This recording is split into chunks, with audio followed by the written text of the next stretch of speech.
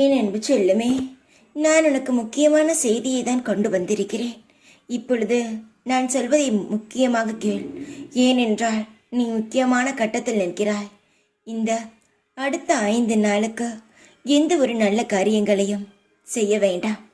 பொறுமையாக இரு. இதுவரை அவசரப்பட்டுதான் உன் வாழ்க்கையை துளைத்தாய். இந்த 5 நாட்கள் பொறுமையாக இருந்து அதன் பிறகு உனக்கு ஏதாவது முக்கியமான வேலை செய்ய வேண்டும் என்று இருந்தால் தாராளமாக செய்யலாம். புதிதாக எந்த வேலையையும் இப்பொழுது துவங்காதே. ஏனென்றால் உன் நேரம் சரியில்லாமல் இருக்கிறது. திரும்ப உன் மனம் காயம்தான் படும். அதனால்தான் உன்னை எச்சரிக்கிறேன். சற்று சுதாரிப்பாக இரு. நீ எப்பொழுது வாழ்க்கையில் வீணாக போவாய் என்றுதான் பார்க்கிறார்கள். அவர்கள் மத்தியில் நீ வாழ வேண்டும் என்று ஆசை இருக்கிறதோ, உன்னை விட எனக்கு அதிகமாக ஆசை இருக்கிறது. நான் உன் அருகிலிருந்து உனக்கு தெரிந்தும் தெரியாமலும் உன்னை நான் ஆசீர்வதித்துக் கொண்டுதான் இருப்பேன். உன் வாழ்க்கையில் அடுத்து என்ன நடக்கப் போகிறது என்பது எனக்கு தெரியும்.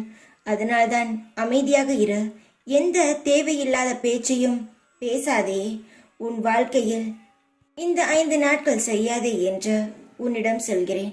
உன் வாழ்க்கையை நீ கவனிப்பதை விட உன் வாழ்க்கையை நான் மிக அதிகமாக கவனித்துக் கொண்டு இருக்கிறேன்.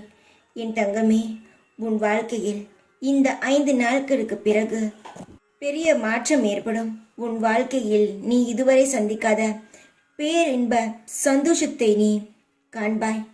சந்தோஷமாக இரு. எப்பொழுதும் உன் கூடவேதான் இருப்பேன் நான்.